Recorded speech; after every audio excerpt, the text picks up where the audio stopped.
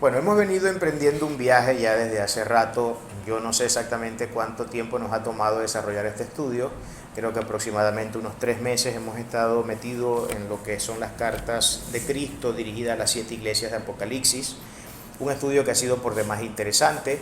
Ya hoy estamos cerrando el estudio de estas cartas, por lo que nuestro avión está ya a punto de aterrizar en el aeropuerto de Kardak, Turquía, en la ciudad de exactamente en la ciudad de Dinisil, que es la ciudad que antiguamente nosotros conocemos como la Odisea dentro de los escritos y entre los registros bíblicos.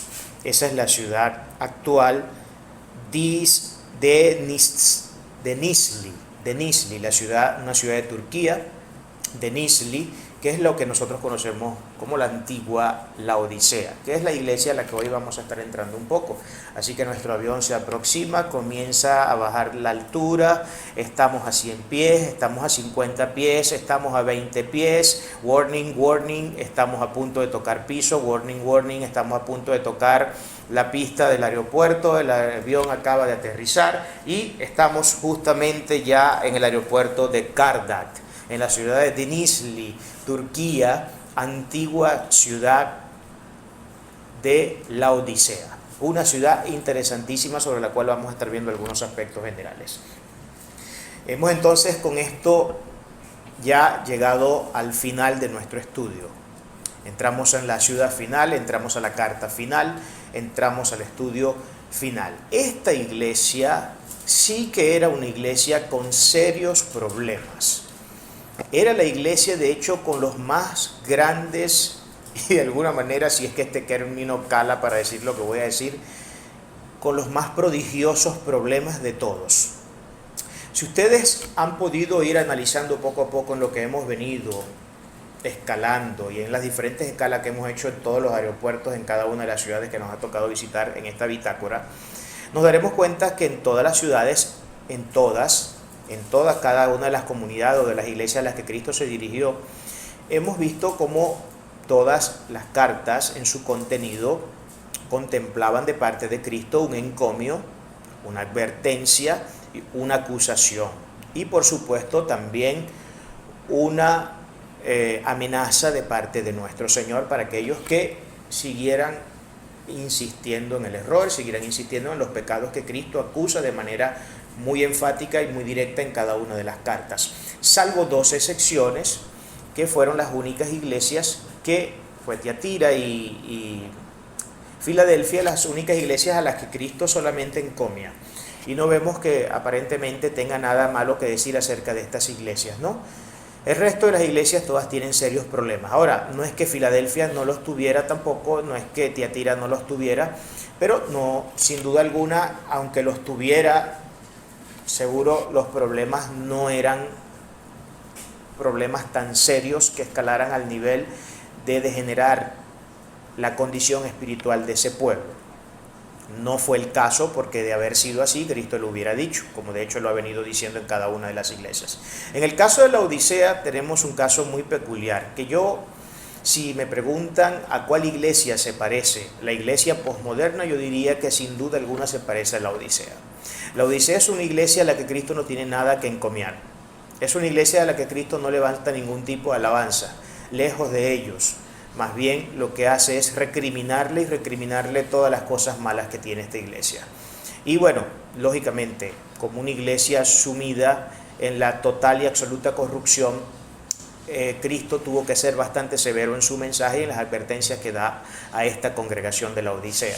Es lamentable el caso de la Odisea, como es lamentable el caso del mundo posmoderno y de la iglesia posmoderna, porque creo yo, vuelvo y repito, que esta es la anatomía más exacta que puede revelar las similitudes fuertes que existen entre la Odisea y la iglesia de hoy. Y vamos a ver un poco por qué, ¿no? Porque detrás de esto hay razones que, lógicamente, hay razones que subyacen a todo este fenómeno, ¿no? El tiempo ha cambiado, la cultura es distinta, las sociedades son distintas, las ideas que se manejan hoy son distintas, los placeres no son distintos, pero la manera en que se abordan, o más bien en que el enemigo, sea el diablo directamente o sea el hombre como instrumento del diablo, ha elaborado sus carnadas para hacer que las pasiones del hombre se sigan encendiendo, lógicamente han sido mucho más sofisticadas, ¿no? Y lógico, como hoy conocemos mucho más de antropología que lo que se podía conocer hace 100, 200, 300 o 500 años atrás, hoy es más fácil elaborar discursos que de alguna manera atrapen a la persona y la encierren en un círculo vicioso donde sencillamente ciertas élites de poder, bien sean ideológicas o económicas, quieren tener a la gente comiendo de su mano, ¿no? Lógicamente, de eso nosotros hemos hablado mucho. Entonces vamos a entrar ya sí en lo que vendría a ser la lectura de lo que hoy viene a ser nuestro cierre ya del estudio de las 7 iglesias de Apocalipsis. 7 iglesias que, por cierto, es bueno recordar, porque esto a veces que se les pasa a la gente. Este creo que es un detalle que por la regla general a la gente, no sé si es que le da una especie de amnesia o es porque no solemos leer lo suficientemente bien, pero la gente a veces olvida y pierde de vista que estas cartas las escribió Cristo y que el libro de Apocalipsis, mencionado o nombrado así por muchos teólogos y eruditos, es el 5.º evangelio y es escrito por la pluma del propio Cristo. Y es el evangelio donde se revela Cristo como el juez supremo, como el juez supremo. Aquí se revela Cristo como juez, como aquel que viene a juzgar, como aquel que viene con vara de hierro a darle a cada quien su merecido, a aplicar su justicia. Y por supuesto también a tomar a su precioso pueblo que ha sido fiel. Entrando entonces en la lectura de hoy, Apocalipsis 3, nos ubicamos en el capítulo 3, versículo 14 hasta el 22. Dice: y escribe el ángel de la iglesia de la Odisea, he aquí el amén, el testigo fiel y el verdadero, el principio de la creación de Dios, dice esto: yo conozco tus obras, que ni eres frío ni caliente, ojalá fueses frío o caliente, pero por cuanto eres tibio y no frío ni caliente, te vomitaré de mi boca.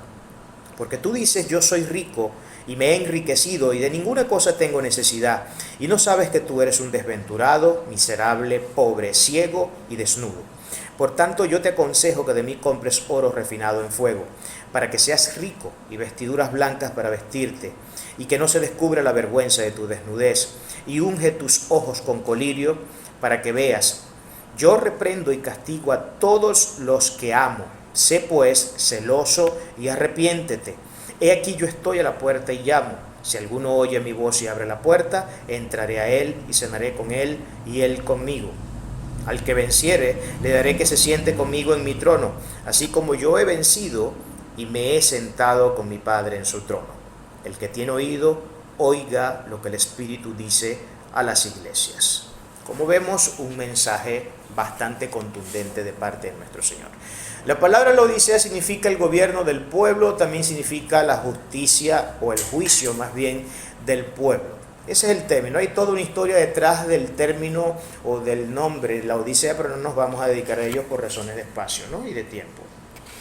Esto es una comunidad, es una ciudad que fue fundada en el año 250 a.C. por Antíoco de Siria. Plinio la llamó una ciudad verdaderamente esplendorosa o distinguida. De hecho, era una ciudad súper distinguida. Era un gran centro banquero y financiero. Fue una de las ciudades más opulentas de su momento histórico. Tanto así fue que en el año 61 después de Cristo, esta ciudad sufre un terremoto y fue devastada por un terremoto. El gobierno romano quiso brindar ayuda económica para la reconstrucción de la ciudad de Laodicea.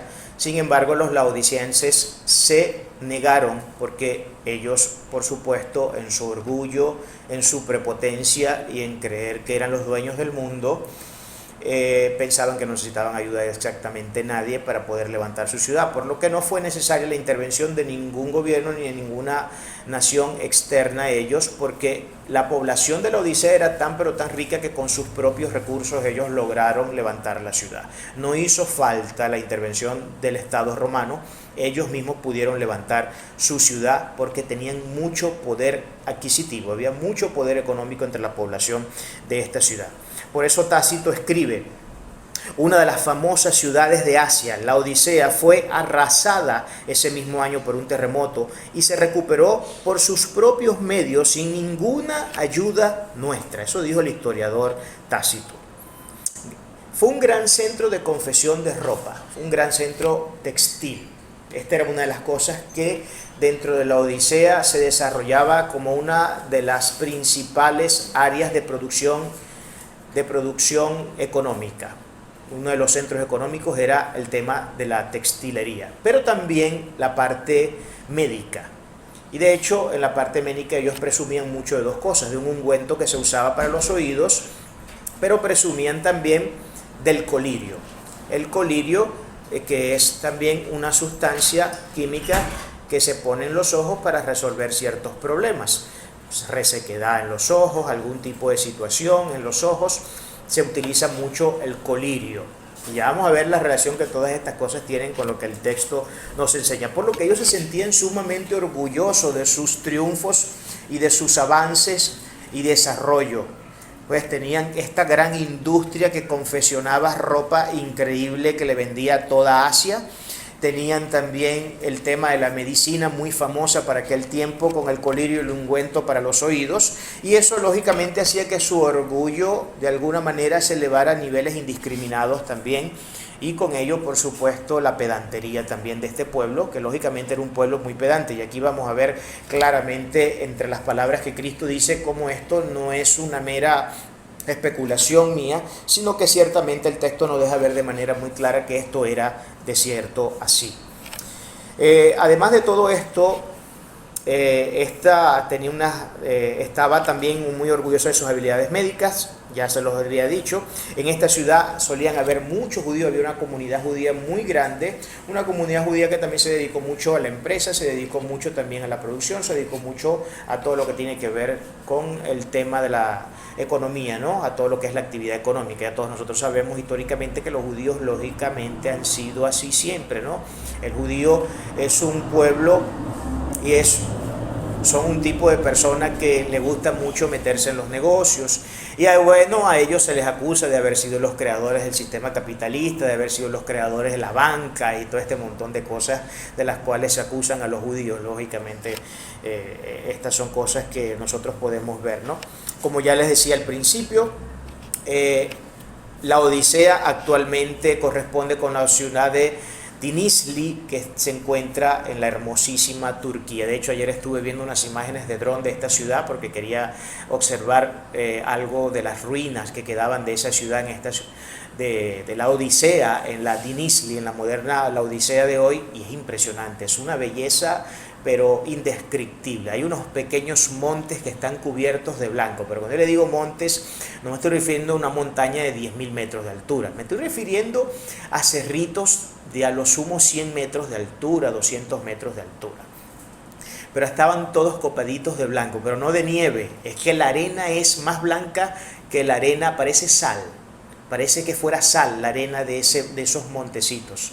Una cosa de verdad indescriptible, hermosísima. Creo yo, otra de las razones por la que esta gente seguramente era muy orgullosa del lugar donde estaban habitando. Entrando entonces en el análisis de los primeros versículos, vámonos a la presentación de Cristo, como ha sido ya parte del formato bosquejo que hemos nosotros venido implementando en este estudio. Dice de la siguiente manera el capítulo 3, versículo 14. Y escribe el ángel de la iglesia en la Odisea: he aquí el amén, el testigo fiel y verdadero, el principio de la creación de Dios, dice esto. Hay entonces acá presente tres características fundamentales que Cristo presenta a esta iglesia. Él dice ser el amén, dice ser el testigo fiel y verdadero, y el principio de la creación. Cosas que hay que saber tratar con sumo cuidado, sobre todo con la última parte de la descripción en su presentación, cuando dice que es el principio de la creación, aunque ya tuvimos la oportunidad de tocar en una de las iglesias un poco sobre este tema, y también hay una enseñanza que está disponible en el canal que se llama La Preeminencia de Cristo, donde nosotros explicamos texto por texto qué es lo que realmente significa este término principio de la creación de Cristo. Entonces lo primero que describe es que Él es el amén. Ahora, ¿a qué se refiere esto? Hay dos posibilidades con el tema del amén. Algunos creen que el amén es una especie de acto de reminiscencia de la forma en cómo Cristo solía hablar. Cuando ustedes observan en la Biblia que Cristo dice desierto, desierto, os digo, la palabra en griego que allí se utiliza para desierto, desierto es la palabra amén. Ese es el término que se utiliza. Por ejemplo, otro podemos ver en Juan 1:51 y en el 3:33. La palabra que ahí se utiliza es la palabra amén en griego, cuando dice de cierto, de cierto. Esa afirmación que, como ven, se repite, yo siempre se los he dicho, es algo que se debe tomar muy en consideración cuando estamos en hermenéutica. Aprovechando que estamos ahorita en los cursos de hermenéutica, me gustaría hablarles en un segundo un poco sobre este principio. Se estipula y se expone mucho en los estudios hermenéuticos que cuando Cristo se presenta de esa forma y dice de cierto te digo, repitiendo la frase, es porque lo que va a decir a continuación es algo no solamente que es supremamente cierto y que no hay ningún tipo de especulación ni duda en lo que se va a decir, sino que además es una información sumamente importante.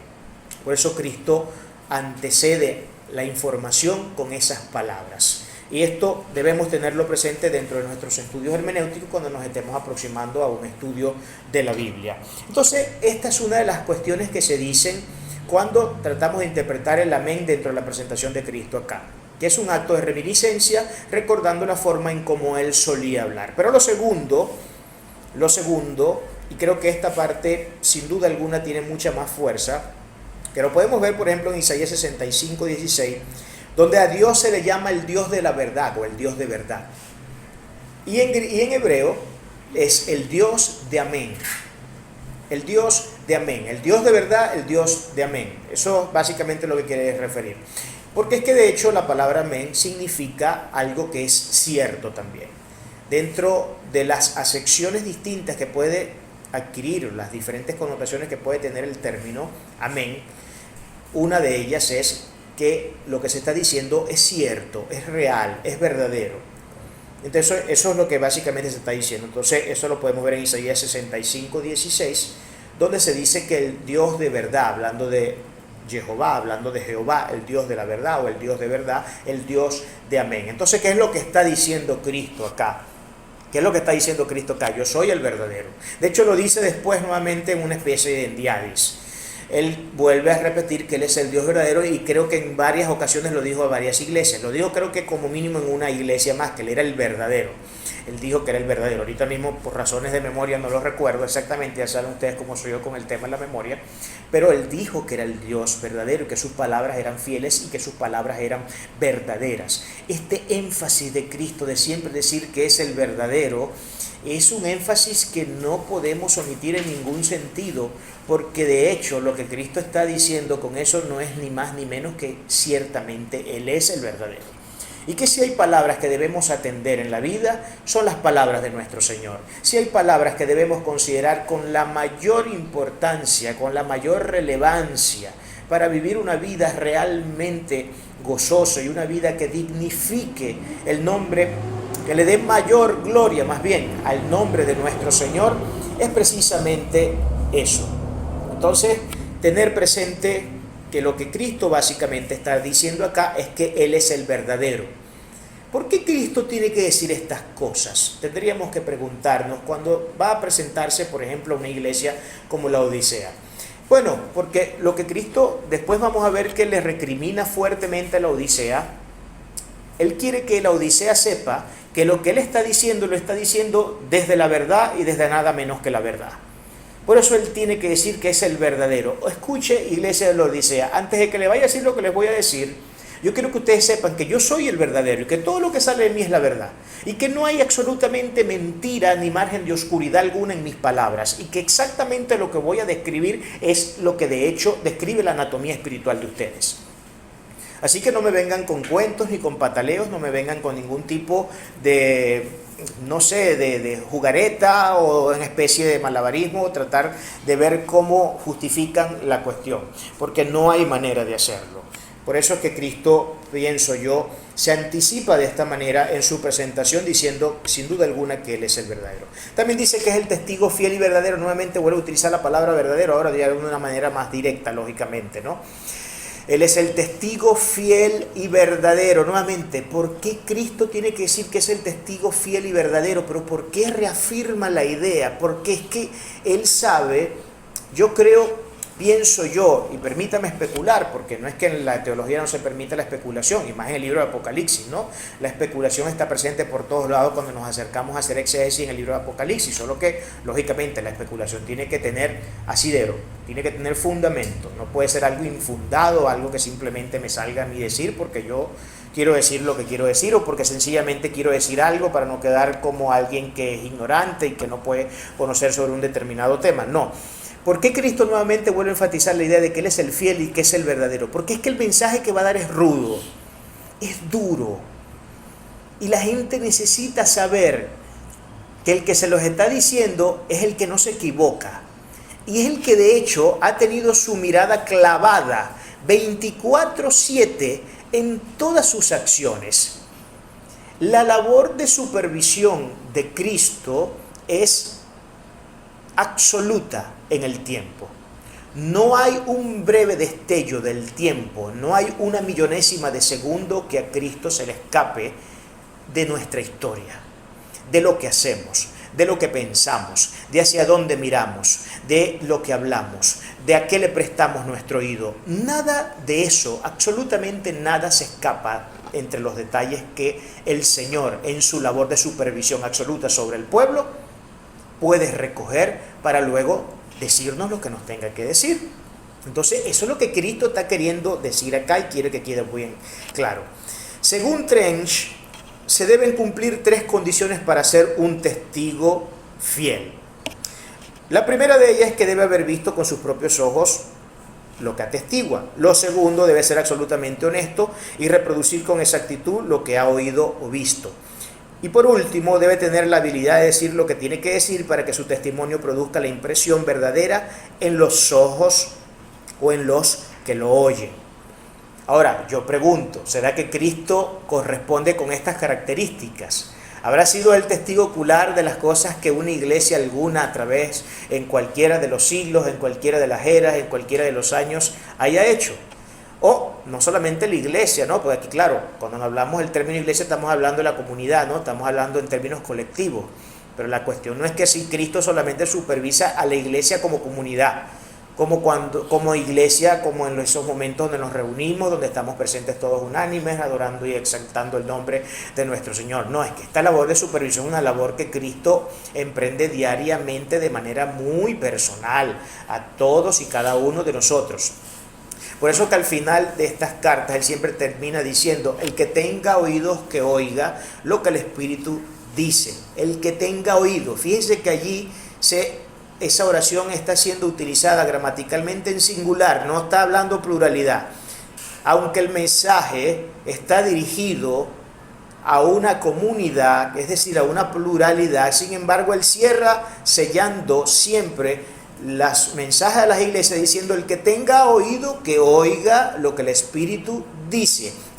Por si estabas pensando que esto era una cuestión que solamente yo estoy tratando en términos colectivos y no tiene nada que ver ya con la privacidad de una persona, ojo, no tiene nada que ver con eso.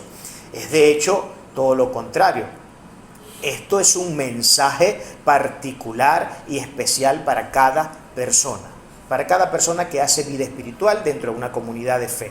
Eso lo está diciendo claramente Cristo. Ahora, Cristo lógicamente cumple con todos estos requisitos que acabamos de recoger acá, según Trench, acerca de lo que vendría a ser entonces un testigo fiel.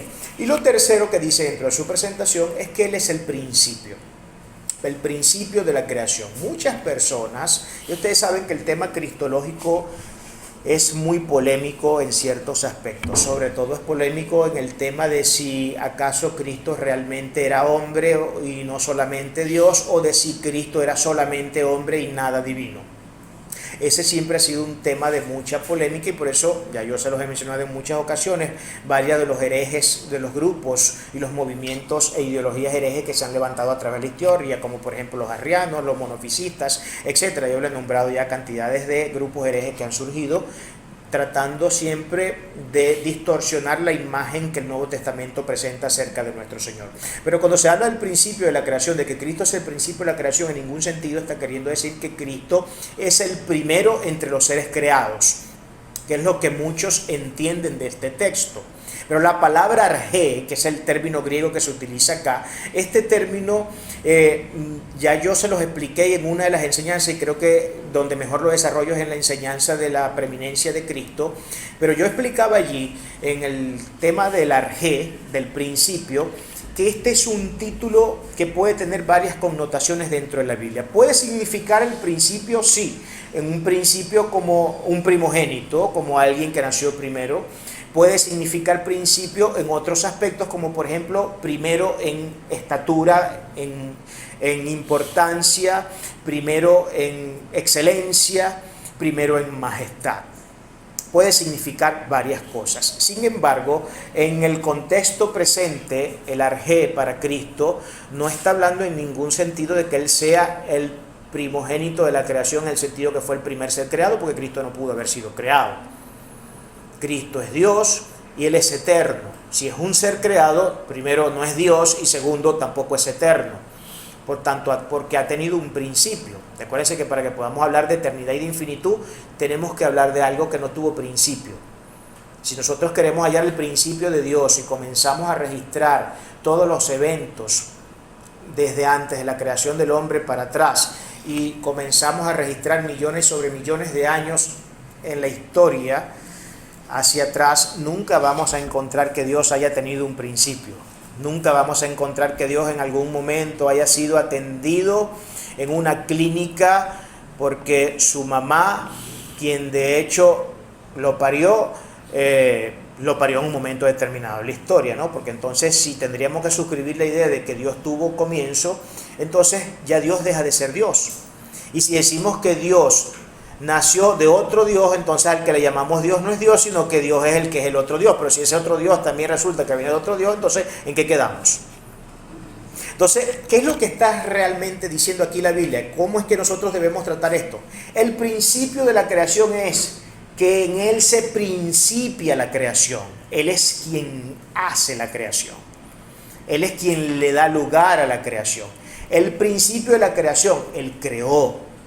Él es el creador, Él es el que hizo absolutamente todas las cosas. Eso es lo que el texto está diciendo. No que Él fue el primer ser creado, sino que Él es el creador y lo podemos ver en Efesios. Lo podemos ver también en este libro, no recuerdo cuál fue el que nosotros estudiamos cuando hablamos de la preeminencia de Cristo. Siempre se me olvida el nombre de ese libro. ¿Cómo? No. No recuerdo, es un libro de una de las cartas de Pablo, pero bueno, siempre se me pasa. Pero bueno, Efesios es un tratado parecido que también habla mucho de la preeminencia de Cristo. Entonces, esa es la idea que nosotros debemos tener claro acá, de que no es que Cristo sea el primero en la creación, sino que Él es el principio de la creación, en el sentido de que Él es el que creó todas las cosas que existen. Versículos 15 y 16. Ahora aquí viene la acusación clara y directa de parte de nuestro Señor a la iglesia de la Odisea, una iglesia que, como ya hemos dicho desde el principio y vuelvo a repetir, es una iglesia con serios problemas. Yo conozco tus obras, que ni eres frío ni caliente. Ojalá fueses frío o caliente, pero por cuanto eres tibio y no frío ni caliente, te vomitaré de mi boca. Ahora, mucho se ha especulado sobre qué es lo que significa exactamente esto de ser un tibio. Y hay gente que en su afán por la mente cauterizada que tienen, donde quieren justificar su condición paupérrima espiritual, han llegado a desarticular por completo este mensaje y darle un significado que en ningún sentido es el que originalmente el texto está tratando de expresar. Entonces, una persona que, por ejemplo, tiene una mente cauterizada, un cristiano que de alguna manera quiere justificar las vagabunderías que hace, dirá que que esto de ser un tibio no es bien hacer algo en sí tan malo y que no es exactamente lo que el Cristo de la Biblia está diciendo y que no es esa imagen que histórica y tradicionalmente nos hemos creado en la cabeza, sino que tiene que ver realmente con otras cosas, ¿no? Y con una persona que en un momento determinado, por ejemplo, y esto busca suavizar la situación de pecado que puede tener una persona en un momento determinado, es que eso lo que realmente está representando es una persona que en un momento tiene una caída breve, pequeña, no muy comprometedora con el pecado, pero luego se levanta enseguida y sigue su vida avanzando en la vida como creyente y como cristiano, una medida de justificación.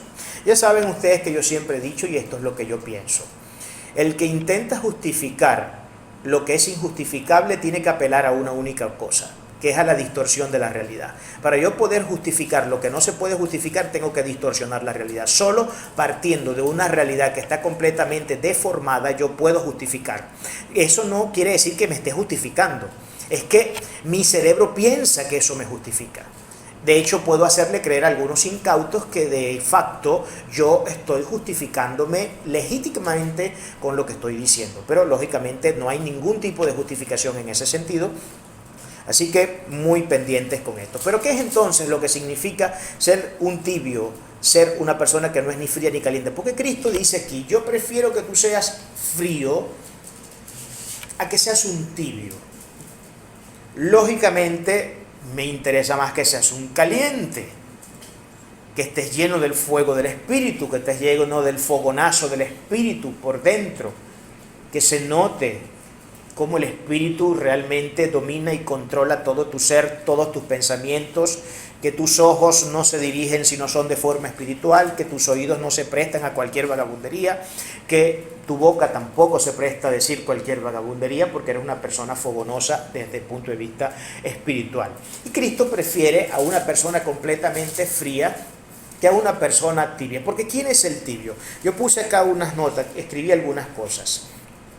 Es la actitud carente de convicciones firmes, disonante en la praxis, pero ante todo indiferente, y esta palabra en negritas, entre comillas y entre paréntesis. Ante todo demuestra una actitud de indiferencia total hacia el Señor.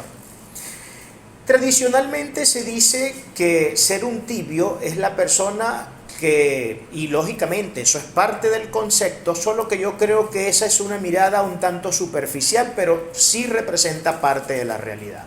Una persona tibia es la persona que lógicamente, como no es ni fría ni caliente, sino que es una especie de amalgama entre ambas, lo que sucede es que llega a ese estado de tibieza, y esa tibieza lo que está diciendo es que ni eres firme de un lado ni eres firme del otro, ni terminas de ser un mundano completo, pero tampoco terminas de ser un cristiano. Ese es el gran problema. Ese es el gran problema. Pero fíjense que es una actitud de pocas convicciones. Y es una actitud donde hay disonancia cognitiva en la praxis. Pero no solamente, sí, principalmente en la praxis, pero yo creo que la disonancia cognitiva acá también está presente a nivel de criterios mentales, a nivel de criterios metafísicos, a nivel de las ideas. La disonancia cognitiva es cuando tenemos conflictos de ideas en nuestra mente, o cuando nuestras ideas no consonan con nuestras acciones. Yo digo una cosa, pero hago otra. Eso es disonancia cognitiva. Ese es el problema que tenemos cuando somos disonantes desde el punto de vista cognitivos. Y hay un montón, un torrente de cristianos con esos problemas. Que afirman tener fe, afirman amar al Cristo de la Biblia, que afirman todo un montón de cosas, pero luego en la práctica tú ves que esas afirmaciones son meras palabras que se las lleva el viento. Porque no hay convicción. No hay firmeza en sus convicciones. Entonces son personas que trabajan en la praxis de manera disonante. Lógicamente, yo pienso que una persona que en la praxis es disonante, es decir, en la acción, en la práctica es disonante, es porque sus ideas también tienen disonancia.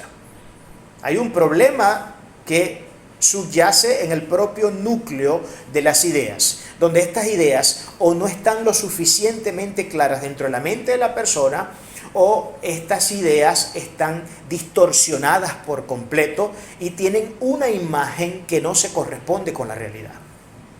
Esos son los problemas, los posibles problemas que podemos tener cuando hay disonancia cognitiva.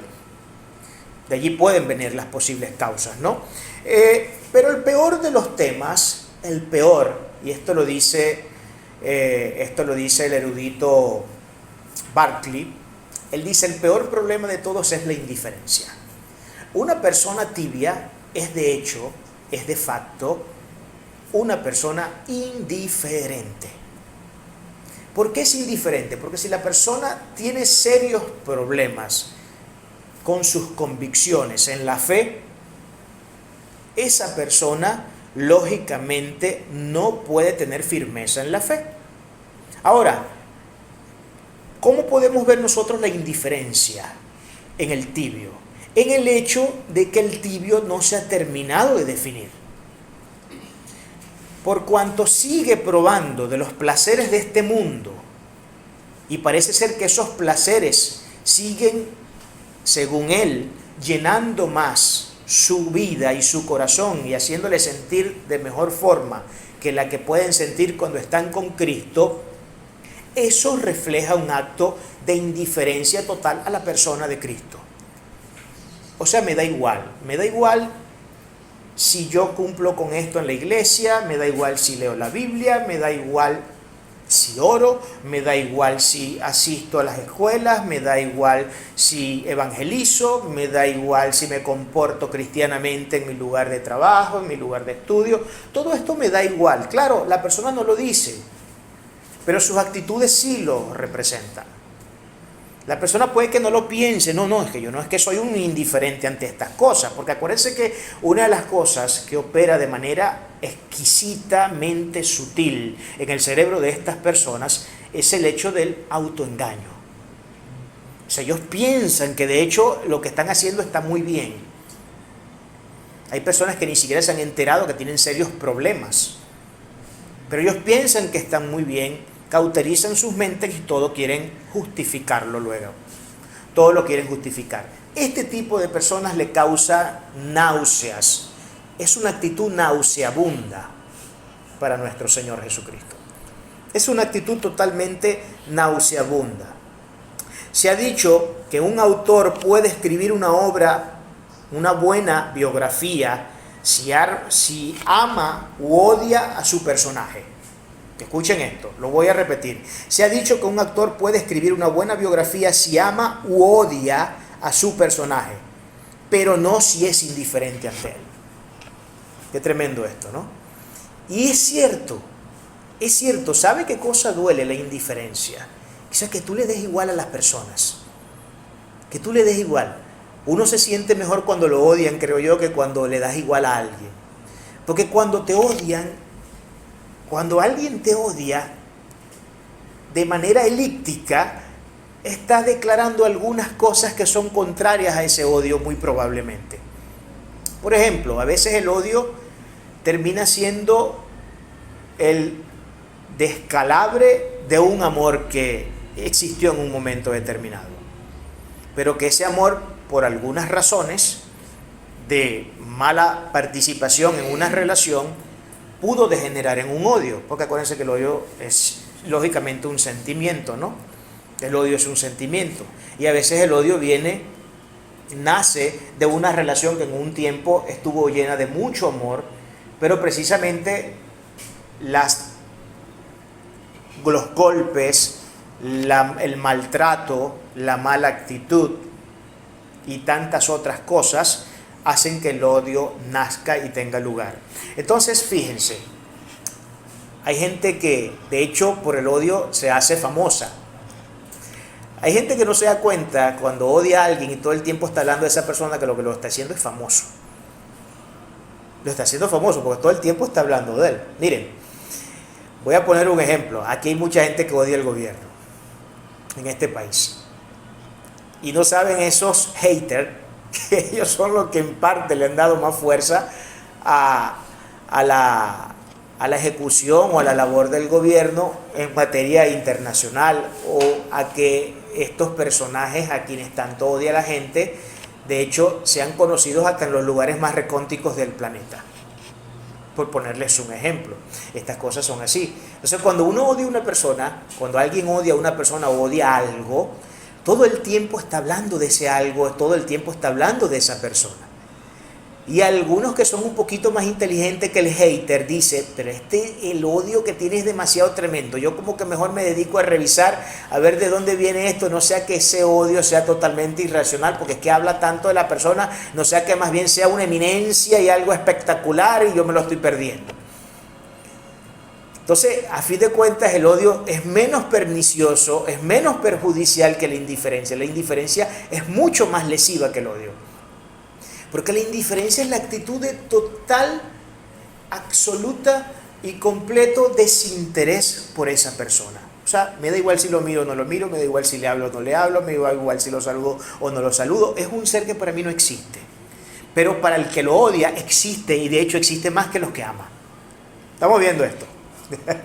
Estas parecen cosas un poco que regañaran a veces la conciencia y la lógica, pero no, es así.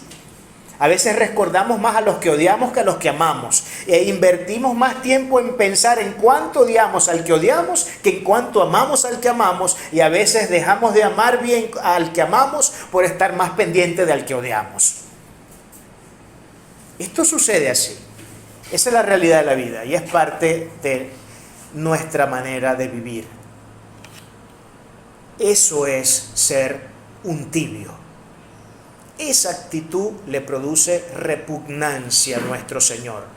El Señor quiere que nos definamos y que tengamos convicciones firmes. Si quieres ser del mundo, está bien, entrégate al mundo. Tendrás tus consecuencias, te lo estoy advirtiendo. Pero si quieres ser mío, tienes que ser mío y de nadie más.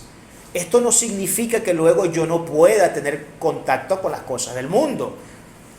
Porque ya sabemos que el término mundo tiene varias connotaciones, ¿no? O sea, mundo, si es en el sentido del sistema pervertido, pernicioso y corrupto, lógicamente no tengo que tener ningún contacto con ese tipo de cosas. Pero eso no quiere decir que yo no es que no me relacione con la gente, que yo no es que no trabaje, que yo no es que no estudie. No quiere decir nada de eso.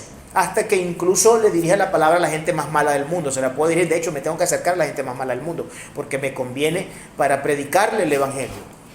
A ver si se convierte el Señor.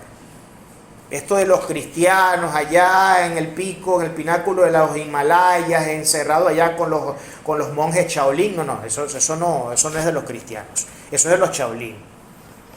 Eso es de los gurús.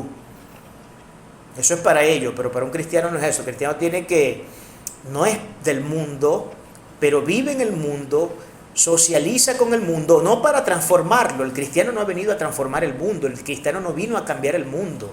Nosotros no podemos cambiar el mundo. Hay gente que sigue atesorando esa noción del cristianismo, de que mi labor es cambiar la sociedad o cambiar el mundo. No, yo no vine a cambiar nada. Yo vine a hacer lo que Cristo me mandó a hacer y a ver cuántas son, porque serán contadas con los dedos de una mano mocha, las personas que atenderán el mensaje que saldrá de mi boca siendo instrumento de Dios. Eso puede cambiar familias. Eso puede cambiar familias, pero hablar de que yo como cristiano vaya a cambiar el mundo, de que el cristiano tenga el llamado de cambiar el mundo, el cristiano jamás ha tenido el llamado de cambiar el mundo. Porque de hecho Cristo no dice que va a cambiar este mundo, Cristo dice que lo va a destruir y que después que lo destruya, y a los que haya escogido para Él, les hará una vida nueva, un mundo nuevo y un cielo nuevo, una tierra nueva, un cielo nuevo. Y todos habitaremos en una ciudad que se llama la Nueva Jerusalén. Eso es lo que la Biblia dice. Pero nosotros seguimos atesorando muchas ideas hollywoodenses. Ese es el problema, ¿no? Muchas ideas hollywoodenses o mucho folclore evangélico, mucho folclore teológico. Y el folclore teológico, evangélico, cristiano, es folclore, no es ortodoxia. Y hay que hacer una discriminación. El folclore evangélico es una cosa y la ortodoxia evangélica es otra cosa. Una cosa es el folclore, lo que la gente cree y dice desde su noción y de interpretación de las cosas, totalmente errada, sin asidero, sin pies, sin cabeza. Y otra cosa es la persona que se adhiere a la ortodoxia y hace y dice exactamente lo que el texto enseña. Son dos cosas completamente distintas. Ahora, ¿cuál es entonces la amenaza que Cristo lanza para esta gente? Como es una actitud nauseabunda el hecho de ser una persona tibia, lógicamente toda náusea produce ganas de vomitar. Y hay varias razones médicas que uno puede exponer para razonar el hecho de la causa de los vómitos. Yo no me voy a ir a muchas cuestiones acá porque no es la idea. Pero, por ejemplo, cuando uno come una comida, algo que le cae mal, bien sea porque no está acostumbrado a ese tipo de alimento, el cuerpo lo va a rechazar y es un mecanismo de defensa. En ese sentido, el vómito funciona como un mecanismo de defensa. O me como algo que está podrido y mi cuerpo lo va a rechazar también. ¿Lo va a rechazar por qué? Porque está detectando que lo que está entrando no está en condiciones óptimas para que pueda ser metabolizado por el sistema digestivo.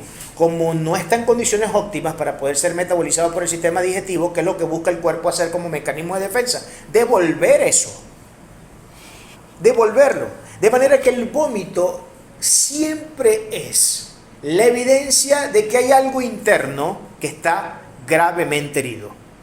Porque también hay vómitos que ya no son por simples cuestiones de que me comí una hamburguesa y yo no estoy acostumbrado a comer estas cosas y me dieron ganas de vomitar, o la hamburguesa tenía la carne podrida. Pero hay vómitos que se producen por ejemplo, problemas con un tumor cerebral, tumores cerebrales, o algún tipo de infección o proceso bacteriano bien delicado en el estómago, y por muchas causas. Y eso son cuestiones mayores, ¿no? Pero lo que quiero la idea que quiero puntualizar acá, es que el vómito siempre es la manifestación de que algo está mal. Entonces, cuando yo quiero vomitar, o cuando yo de hecho vomito, es porque hay algo malo.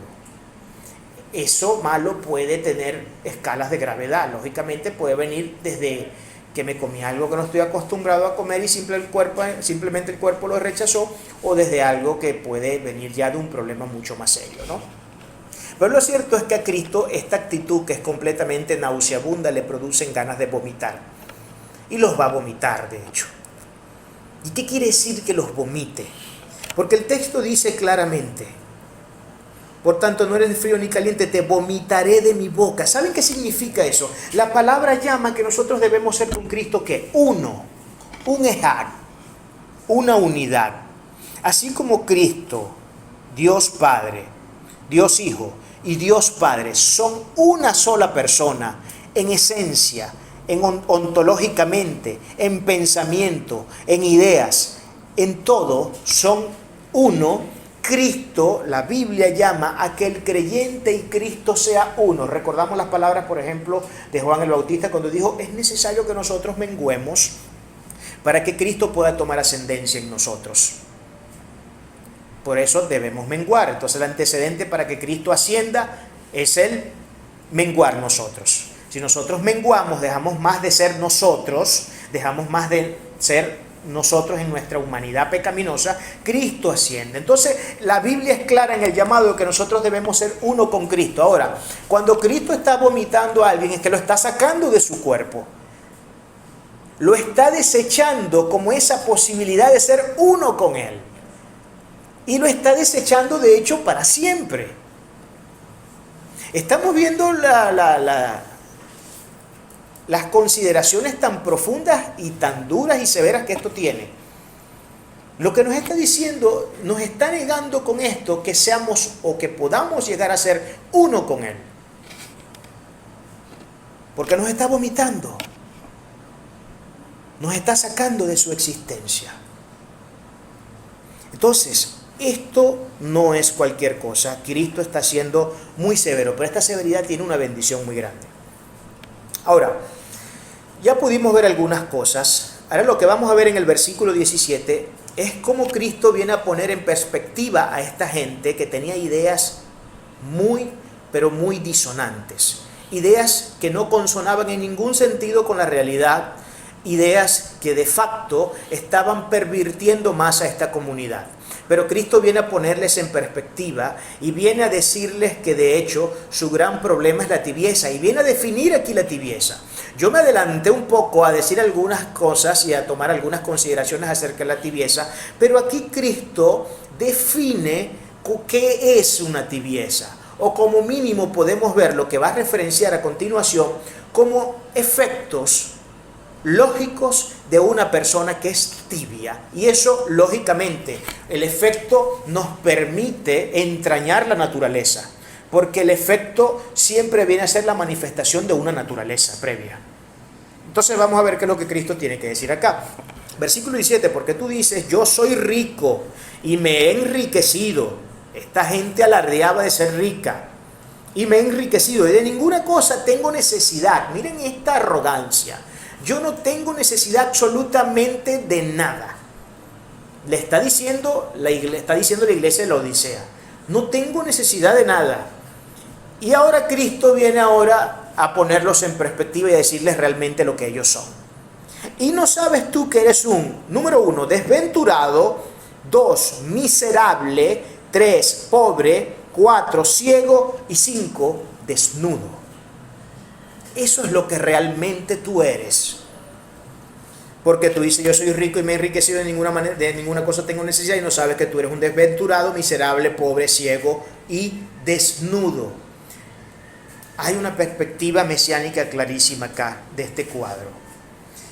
Precisamente Cristo se encarga de desarticular cada una de las condiciones que presumía esta iglesia tener. Ellos dicen que son ricos, Cristo les dice, no, tú no eres ningún rico, eres un asqueroso miserable. Tú no eres ningún rico nada. Ellos dicen no tienen necesidad de nada, que son personas que lo tienen todo. ¿Se acuerdan lo que dijimos en la introducción?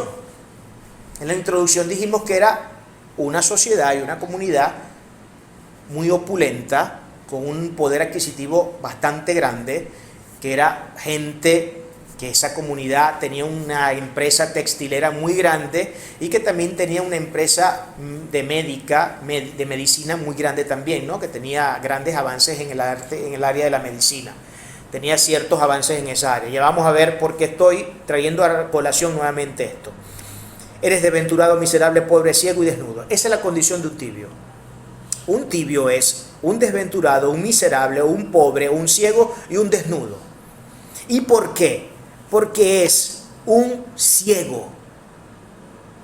Porque es un ciego. Y sabe usted que esto es un meter el dedo en la llaga bastante fuerte de parte de nuestro Señor. ¿Por qué? Porque esta gente presumía de que entre sus avances médicos, una de las mejores cosas que ellos de hecho producían para ayudar a la gente era el colirio para los ojos. El colirio para los ojos era para ayudar a la gente con problemas oculares a que pudieran tener mejores condiciones en su globo ocular. Pero Cristo les dice, ¡hey! Ustedes son hasta ciegos de aquello que presumen tener, de aquello que ustedes creen ser la panacea del universo, resulta que son unos asquerosos y podridos miserables. Eso es lo que el Señor les está diciendo. Eso es lo que realmente ustedes son. Su condición de tibieza ha hecho que todo ese aparente avance que ustedes tienen, que por cierto tengo que recordarles que nada de lo que tienen lo pudieran tener si no fuera por la misericordia y la gracia mía que obren ustedes. Porque si por mí no fuese, ustedes ni siquiera tuvieran una piedra donde recostar su cabeza. Así que si de algo hoy pueden presumir, es porque yo se los he dado. Es porque yo se los he dado. Sigue siendo un desventurado, miserable, pobre y ciego. La Odisea afirmaba ser rica y no tener necesidad de nada. ¿Podría haber una afirmación más necia que esta? Que un cristiano llega al nivel de decir que no tiene necesidad de nada. ¿Es que acaso creemos nosotros? Porque ellos presumían dos cosas. Vamos a ver cuáles son las tres cosas que ellos presumían. Ellos presumían riqueza económica, ellos presumían riqueza textil y ellos presumían también su famoso colirio. Esas eran las tres cosas que ellos presumían. Entonces, tenemos poder económico, somos exitosos en la industria textil y además de eso somos exitosos médicos y tenemos exitosos laboratorios que han podido crear un colirio lo suficientemente efectivo para ayudar con los problemas oculares de la gente. Esas tres cosas presumía Cristo y son esas tres cosas a las que Cristo con un martillo más grande que el de Thor les está dando desde arriba y destruyendo y convirtiéndolo en ceniza, en polvo cósmico. Porque eso es lo que Cristo hace con todo aquel que se exalta. Porque la palabra misma enseña que el que se exalta será humillado, pero el que se humilla será exaltado. Entonces esta gente era una gente que tenía problemas serios de presunción, gente seriamente exaltada. Y Cristo tiene que cumplir con su palabra, siendo un Dios justo derecho, perfecto, tiene que cumplir con su palabra. Si Él ha dicho que el que se enaltece será humillado, precisamente eso es lo que estamos viendo cumplirse ante nuestros ojos en esta congregación. Cristo está humillando la exaltación de este pueblo. Así como Cristo está humillando hoy día en el mundo que vivimos a muchas iglesias. Las está humillando. Las está destruyendo porque no son iglesias de Él. No son iglesias de Él. Una iglesia que no hable del pecado a la gente no es una iglesia de Cristo. Una iglesia que no hable del amor de Cristo no es una iglesia de Cristo. Una iglesia que no hable de los deberes que tiene que cumplir como cristiano no es una iglesia de Cristo. Una iglesia que no exalte a Cristo tal cual como Él es, no puede ser una iglesia de Cristo. Por eso que decir soy cristiano, eso es muy fácil. Pero luego serlo en la realidad son dos cosas totalmente diferentes. Decir soy cristiano es muy fácil. Y muchísimas sectas dicen ser cristianas. Testigos de Jehová no dicen ser cristianos. Los mormones dicen ser cristianos. Los Solo Jesús dicen ser cristianos. Los católicos dicen ser cristianos. Los Padres de Sufrir, que se llama Iglesia Universal, dicen ser cristianos. Todas esas sectas dicen ser cristianas, pero son sectas. No son cristianos. Son sectas. Por lo menos los mormones son moroníes, no son cristianos. Los católicos no son cristianos, son marianos. No son cristianos, son marianos. Su exaltación es hacia María, no hacia Cristo. Y así podemos ir revisando cada secta y podemos ver qué cosas podemos fácilmente acusar de ellas. La realidad entonces de esta iglesia, lejos de ser una iglesia rica, es que era una iglesia pobre, desventurada, miserable, ciega y desnuda. Ahora, el tema de desnudo también viene a darles muy duro. ¿Saben por qué? Porque ellos presumían de su industria textil. Ellos decían confeccionar la mejor ropa del momento. Y todo el mundo iba a comprar sus ropas de pieles increíbles, asombrosas, reconocidas en todo el Asia. Y Cristo le dice, ustedes están desnudos. Ustedes presumen tener la mejor industria textil, pero están realmente desnudos. Su verdadera condición, lejos de ser los grandes productores textiles de esta zona, es que ustedes no tienen ni siquiera un harapo que ponerse en el cuerpo para tapar su inmundicia y su pudrición. ¡Wow! El Señor es duro. El Señor sabe ser duro. Es tremendo, es glorioso este mensaje. Porque eso tiene que decirnos Cristo mucho a nuestra iglesia de hoy. Porque tenemos que contarnos. No podemos decir que esto es un problema de la iglesia de fuera, como que si nosotros fuéramos una especie de Filadelfia o Tiatira o algo por el estilo. Tenemos que contarnos. Yo me tengo que contar de cuántas cosas yo he presumido en la vida y lo que soy es un miserable, desventurado, pobre y desnudo. Eso pasa. Cristo es experto en ponernos en perspectiva y decir qué es lo que realmente somos. Y mientras más presumamos, mientras más orgullo, más duro vamos a caer.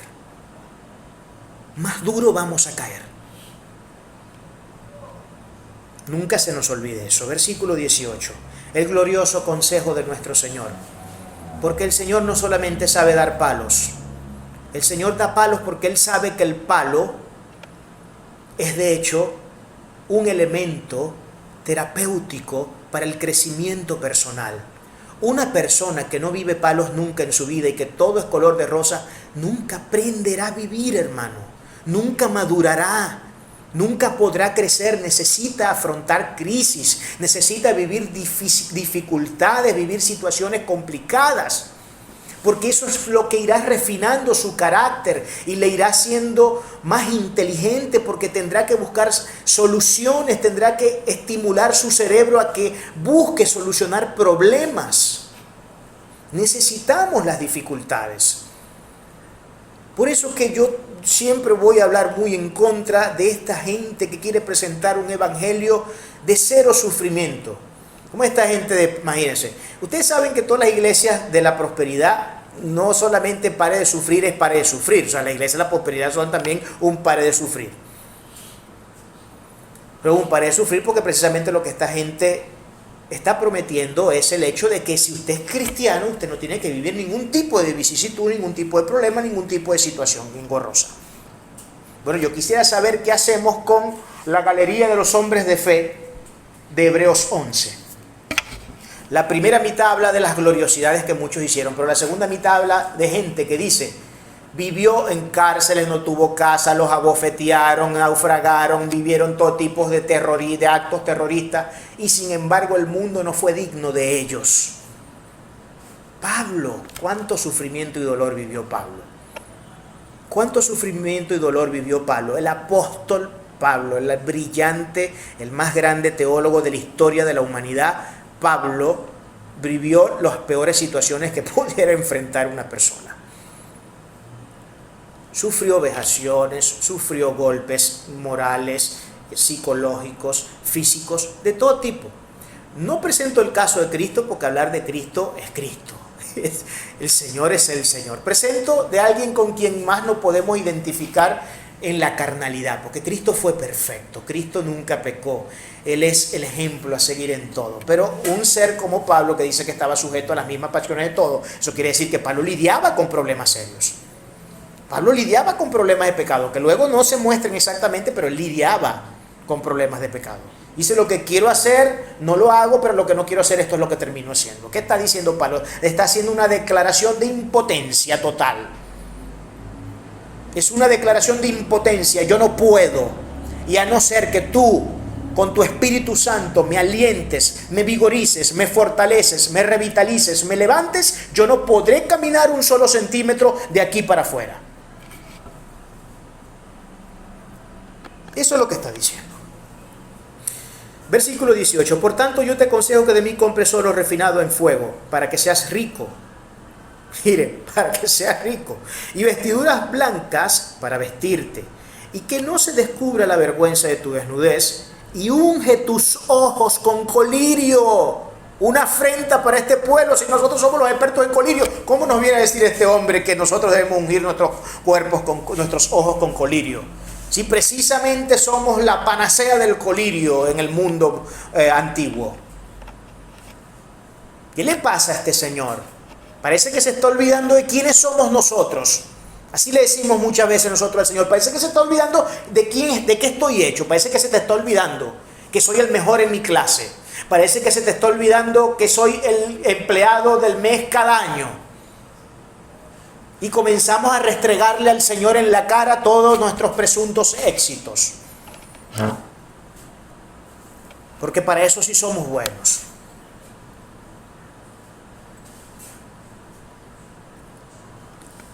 Por tanto, te aconsejo que de mí compres oro refinado en fuego para que seas rico y vestiduras blancas para vestirte. Fíjense, vestiduras para vestirte. Pero ya va. Señor, tú estás escuchando lo que me estás diciendo. Me estás pidiendo a mí, que tengo la industria más grande, la industria textilera más grande del mundo y con las mejores confecciones, me estás pidiendo que te compre vestidos a ti. O sea, ¿qué es lo que te está pasando? Ponte en tu lugar. Tú podrás ser Cristo y muy todo esto y todo lo demás, pero tú tienes que reconocer lo que nosotros somos. Tú tienes que reconocer nuestros avances. ¿Cómo que vestiduras blancas? Me estás pidiendo que me vista cuando lo que me sobra a mí es vestido. Y me estás pidiendo que me eche colirio cuando lo que me sobra a mí es el colirio. ¿Qué es lo que te está pasando? Estamos viendo el mensaje de Cristo. Hermano, no hay desperdicio en estas palabras. Qué gloriosa es la Biblia, pero más aún glorioso es nuestro Señor. Y que no se descubra la vergüenza de tu desnudez y unge tus ojos con colirio para que veas. Pues ¿qué le dijo en el versículo anterior? Ustedes lo que son unos miserables ciegos. Eso es lo que realmente son.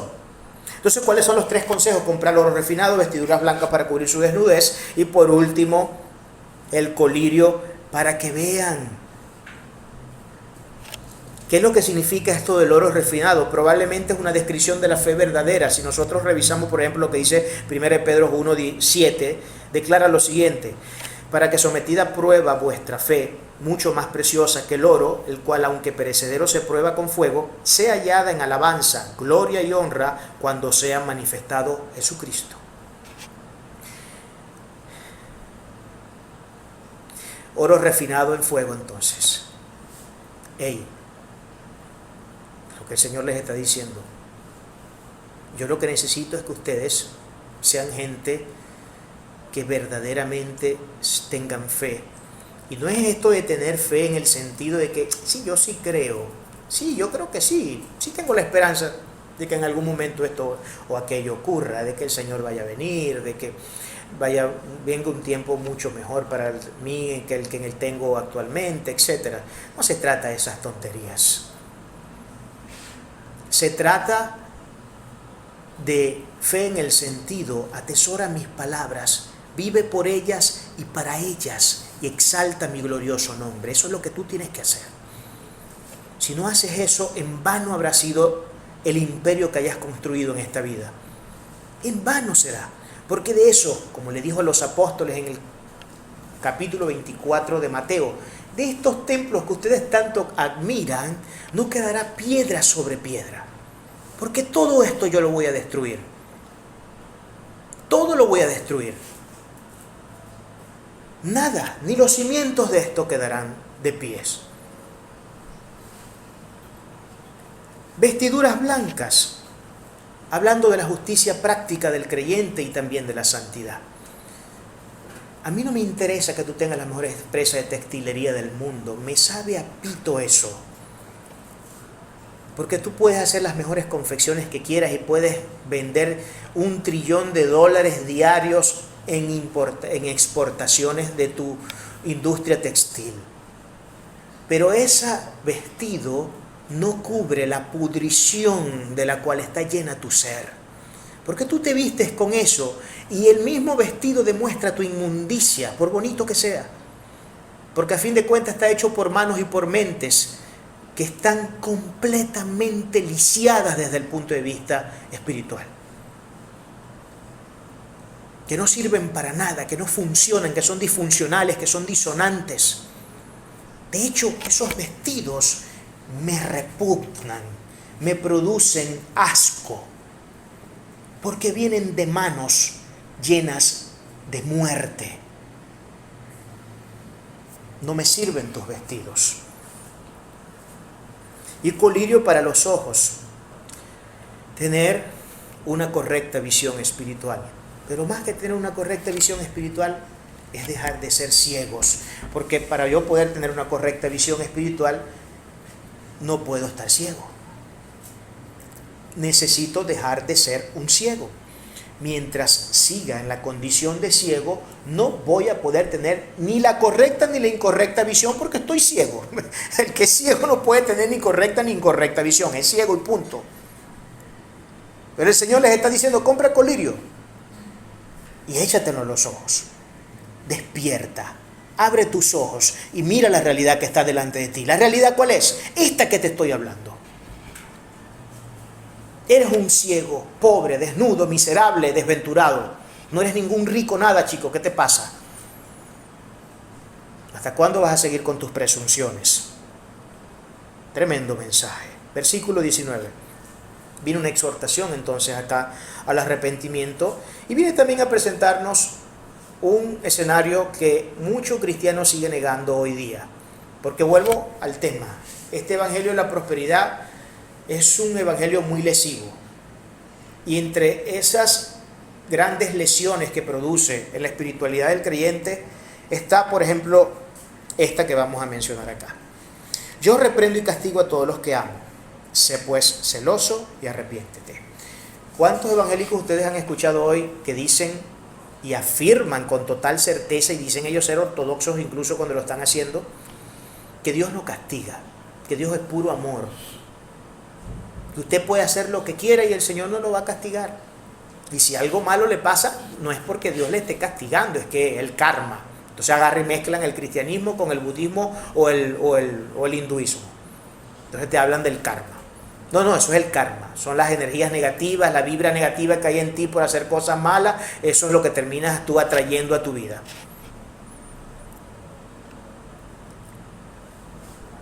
Dicen que es el karma. ¿Qué les puedo decir? Pero dice aquí, claramente, yo reprendo y castigo. ¿A quién? A todos los que amo. Sé pues celoso y arrepiéntete. Cristo debe reprender siempre por amor. Con ello busca ser consciente la iglesia de su error para llevarlos a la corrección. La reprensión es más iluminación que castigo. Ustedes tienen que entender eso, tenemos que entender eso. La reprensión de Cristo es iluminatoria más que un castigo. Y es una gloriosa bendición. Y ya les voy a explicar las razones de por qué es una gloriosa bendición. Vamos a ver primero unos textos que hablan acerca de la disciplina, porque el tema de la disciplina en la Biblia es un tema largamente tendido. La disciplina en la Biblia la vemos desde el primer hasta el último libro. Desde Génesis hasta Apocalipsis vemos la disciplina del Señor. En todo lado, en todo momento, vemos a un Dios que disciplina, que busca corrección. Por ejemplo, Proverbios 13:24. El que detiene el castigo a su hijo aborrece, mas el que lo ama desde temprano lo corrige. Proverbios 23:13. No rehúses corregir al muchacho, porque si lo castigas con vara, no morirá. No morirá. Proverbios 29:15. La vara y la corrección dan sabiduría. Miren lo que da la vara y la corrección. Sabiduría. ¿Qué nos manda el mismo libro de Proverbios a buscar más que al oro y que a la plata? ¿No es acaso la sabiduría? Ahora, si usted está buscando sabiduría, debe entender que tiene que afrontar unos cuantos palos en la vida. Si usted está buscando sabiduría, debe entender que la sabiduría no llega sola. La sabiduría tiene acompañantes que no necesariamente siempre nos hacen vivir los momentos más bonitos de la vida. Pero a fin de cuentas, y al final del túnel, luego de un breve momento de tribulación, vendrá una gloriosa manifestación de bendición. Pero es necesario. A la bendición de Dios siempre le antecede la disciplina. Pudiéramos enmarcar esa frase. Antes de la bendición de Dios está la reprensión y está la disciplina. Porque Dios no bendice a menos que seamos disciplinados. Pero usted dirá, ¿pero por qué tiene que disciplinarme el Señor? Bueno, usted tiene que disciplinar, mi hijo, y me tiene que disciplinar porque resulta que nosotros somos expertos en hacer cositas que no debemos hacer. Y somos expertos en quebrantar la ley gloriosa del Señor. Y como somos expertos en hacer esas cosas, y eso es lo que se nos da del mismo momento, desde el momento cero, del momento en que nacemos, eso es lo que se nos da fácil y en automático, y para eso no tenemos que pensar. Ahí no hay acto de deliberación. El ser humano, para hacer lo malo, no necesita deliberar. Eso sale en automático, eso es espontáneo. Porque es la naturaleza nuestra. Es nuestra naturaleza. Y esa naturaleza, lógicamente, se puede mitigar. Sin duda alguna que se puede mitigar, sometiéndola a la gloriosa voluntad del Todopoderoso. Claro que se puede hacer. Otro proverbio, el 94:12, dice: bienaventurado el hombre a quien tú, Jehová, corriges y en tu ley lo instruyes. Y en tu ley lo instruyes. Bienaventurado el hombre a quien tú, Jehová, corriges y en tu ley lo instruyes. Bienaventurado al que es corregido por el Señor. Entonces esto de que no hay castigo, de que Dios no castiga, hermano, mire, el creyente que siga creyendo eso va a ser el creyente más miserable que puede existir sobre la tierra. Primero, porque pensar que Dios no castiga es una afrenta contra el propio mensaje de Cristo. Segundo, porque en su vida verá todo lo contrario a lo que cree. Pero como no va a pensar que es un castigo de Dios lo que le está sucediendo, sino una cuestión del karma o del siembro y cosecho, nada más, pero no de un castigo, de una disciplina de Dios, como eso nunca va a estar dentro de su visión porque se va a perder de vista, puesto que no cree en ese concepto, ¿qué es lo que va a suceder? Que esa persona nunca va a avanzar, porque los palos nunca lo van a enseñar, porque no tendrá en mente la noción de que todo eso viene para la construcción de nuestro ser, de nuestro espíritu, de nuestra madurez. Si no lo tenemos presente, si no somos conscientes de ello, no va a pasar. O con dificultad muy fuerte pasará. Pero será muy difícil que ocurra. Trench dice, y esto lo quise recoger porque me parecen palabras de verdad muy buenas: el gran constructor rectifica y pule con muchos golpes de cincel y de masa las piedras que acabarán por esculpir un lugar en los muros de la Jerusalén celestial. Es de las uvas aplastadas y no de las intactas de las que se destila el mejor licor. Para que el licor salga, las uvas tienen que aplastarse y tienen que quedar bien trituraditas para que puedan dar su jugo, su esencia, eso que va a bendecir el paladar de Dios, en este caso. Y lo último que dice en este texto es que hace una exhortación al celo y al arrepentimiento. En este punto no me voy a detener mucho, porque ustedes saben ya, todos nosotros sabemos, el tema del arrepentimiento, aunque si bien es un concepto que sigue en muchos grupos siendo muy mal interpretado, aunque yo diría que más que una mala interpretación en términos conceptuales y teóricos, yo diría que más bien es un problema de la praxis, y también hay un problema disonante con el tema del arrepentimiento. Mucha gente cree que arrepentirse es agarrar y botar 3 lágrimas de cocodrilos llorando delante del Señor, pidiendo perdón por lo que han hecho en ese momento o lo que hicieron el día anterior o quién sabe cuándo, pero no muy bien se han levantado de secarse sus 4 lágrimas de cocodrilo, están volviendo a incurrir en el mismo acto de pecado. No ha habido ningún tipo de arrepentimiento, porque arrepentimiento indica un cambio de dirección. Básicamente es lo que presenta el concepto tanto en el griego como en el hebreo. Metanoia en el griego y arrepentimiento en hebreo se me olvidó. Se me olvidó el término ahorita, no lo recuerdo. Teshuvah.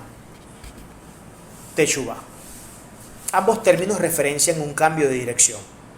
Caminaba hacia allá, hacia la perdición, yo iba por el camino ancho, ahora me dirijo por el camino angosto, por la senda angosta, porque angosto es el camino que lleva a la salvación, pero ancho es el camino muy amplio que lleva a la perdición.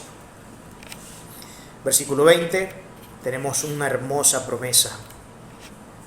He aquí, yo estoy a la puerta y llamo. Si alguno oye mi voz y abre la puerta, entraré a él y cenaré con él y él conmigo.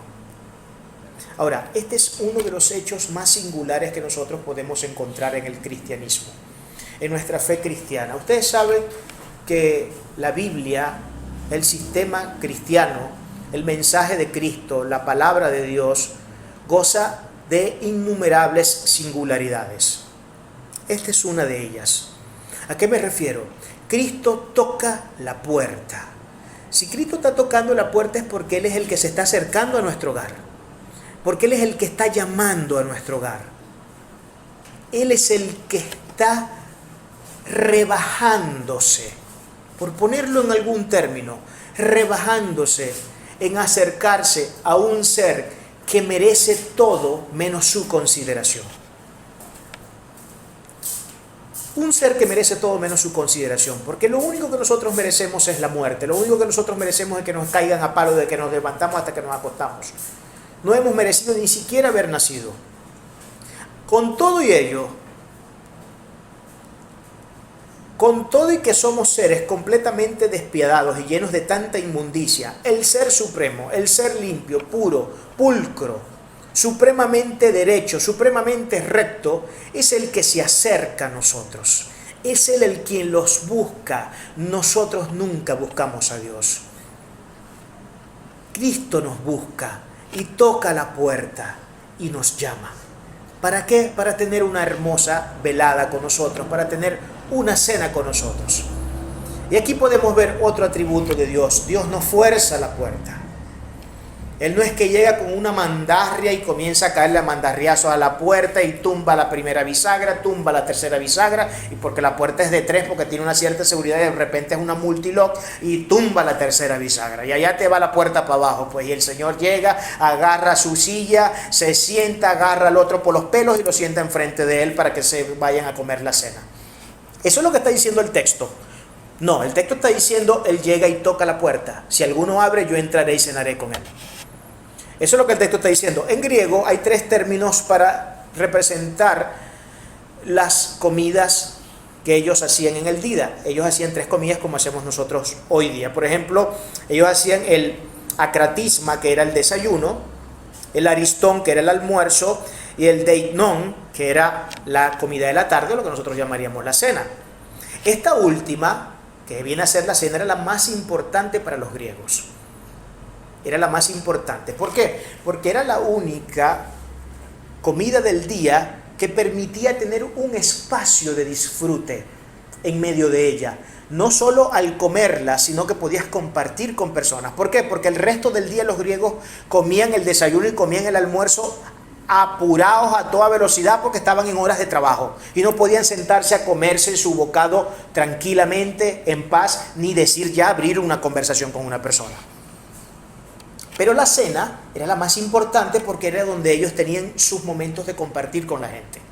Entonces era el momento donde ellos podían tenderse largas horas comiendo tranquilamente y a la vez compartiendo con sus seres amados, sean familiares o sean amigos o vecinos o lo que fuera. Este último término es el que aplica para el texto, porque el texto está diciendo que él viene a cenar, no dice que viene a desayunar ni que viene a almorzar, dice que viene a cenar. Lo que está diciendo es que Cristo viene a sentarse por largas horas con nosotros para gozarnos en su presencia, para darnos de su amor por largas horas y para estar con nosotros todo el tiempo que sea necesario. Es una gloriosa bendición esto. Es una gloriosa bendición. El Cristo que usted y yo amamos y adoramos es un Cristo que ama pasar tiempo con nosotros. Los que no amamos pasar tiempo con Él somos nosotros, que nos dedicamos muchas más horas a cualquier cosa, a cualquier otra actividad, que a pasar tiempo en su presencia. Ese es el problema. Con todo y ello, Cristo siempre está disponible. Y esto de que Él toca la puerta, usted tiene que entender que no es un tema, porque de aquí se toman de hecho las personas. Esto es un tema que se tiende a tratar mucho desde una perspectiva soteriológica, de salvación. No, esto lo que está queriendo decir es que, bueno, la salvación es algo que para que se dé yo tengo que estar en mutuo acuerdo con el Señor, porque le está tocando, y si yo no me levanto, agarro la cerradura, le doy media vuelta y la abro, Él no podrá entrar. Lo que está queriendo decir entonces es que yo no puedo ser salvo, porque yo mismo estoy impidiendo, me estoy negando la salvación. Eso suscribiría una persona, lógicamente, que cree en una soteriología que se da en el contexto de alguien que tiene libre albedrío para decidir, lógicamente, si es o no salvo, o si se añade al pueblo del Señor o no. Pero eso no es lo que nosotros hemos podido entender en la Biblia. No es lo que nosotros hemos entendido en la Biblia. Lo que nosotros entendemos de la Biblia es que Dios en su soberanía eligió, predestinó con anticipación, porque primero nos conoció, a los que habíamos de ser salvos. Este mensaje es una referencia al momento de comunión de todos los días y de todas horas. Todo el tiempo. Recuerden esto, mantengan esta imagen en su cabeza. Cada vez que usted se levante o esté haciendo cualquier cosa, y más aún si no está haciendo nada, entienda que Cristo está tocando en ese momento, porque quiere tener una velada con usted. Pero esa velada no se va a dar, y ahí Él sí retrocede si usted no le abre la puerta. Porque Él no lo va a forzar a que usted ore. Él no lo va a forzar a que usted lea la Biblia. Él no lo va a forzar a que usted vaya a congregarse. Él no lo va a forzar a que usted salga a evangelizar. Él espera, como persona que todo el tiempo está tocando la puerta, que nosotros le abramos y que hagamos todo lo que tenemos que hacer, conociendo cuáles son nuestros deberes y responsabilidades ante Él. De esto se trata, no es un tema soterológico. Yo creo que esto está más que claro. Versículos 21 y 22. Y tenemos el glorioso galardón de nuestro Señor. Al que venciere le daré que se siente conmigo en mi trono, así como yo he vencido y me he sentado con mi Padre en su trono. El que tiene oído, oiga lo que el Espíritu dice a las iglesias. Ahora, ¿cómo precisamos exactamente qué es lo que significa sentarse en el trono de Cristo? Les voy a ser sincero, no tengo la menor idea. No tengo la menor idea. Lo que sea que esto signifique, o lo que sea que Cristo esté queriendo decir acá, aunque no entiendo absolutamente nada, lo único que sí puedo entender es que sin duda alguna estamos ante el momento más glorioso que podamos vivir en nuestra vida.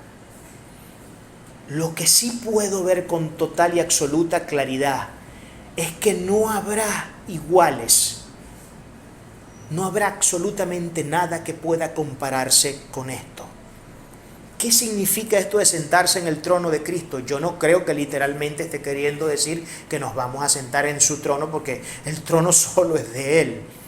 Él es Dios. Yo no puedo compartir el trono de Dios con Dios. Pero lo que creo es que nos está dando una medida de honra, de goce, tan impresionantemente elevada que nuestra creatividad humana, nuestra capacidad de poder hacernos una imagen de lo que esto pueda significar, no la puede alcanzar. Es imposible que lo veamos. No lo puede alcanzar. Pero sin duda alguna es el más glorioso galardón. Yo le decía ayer a mi esposa, o no sé si se lo decía, o era algo que estaba yo meditando. Yo decía, el galardón más glorioso no es el estado eterno, no es el cielo, no es ir a las bodas del Cordero. Sí, fue con mi esposa. Ayer en el ayuno, por cierto, sí, fue cuando lo estábamos compartiendo en el ayuno. No es nada de eso. Con mi mamá también, que mi mamá estaba en el ayuno. Ese no es el mayor galardón. No es que Cristo, el día que nos presentemos ante Él, nos diga, mira, aquí está tu mansión de oro, aquí están todas tus cosas, mira todas las bendiciones que te voy a dar, vas a pasar aquí la eternidad, mira esta belleza, mira todo eso, en el caso mío un Fórmula 1 ahí, entonces, un montón de cosas, ¿no? Y árboles hermosísimos y vivir todo el tiempo como los monos montados en los árboles ahí, gozándome porque yo amo la naturaleza. Ese no es el galardón más glorioso. El galardón más glorioso, les decía yo a ella, es Él. Él es el verdadero galardón. Lo demás, y así se los dije literalmente, es monte y culebra en comparación con Él como persona. Ningún galardón podrá jamás equipararse con la gloriosa manifestación de la persona de nuestro Señor Jesucristo, quien nos ha dado la vida y quien nos ha salvado. Nada podrá tener comparación. Entonces, ¿qué significa eso del trono? No tengo la menor idea, pero yo creo que el trono es Él.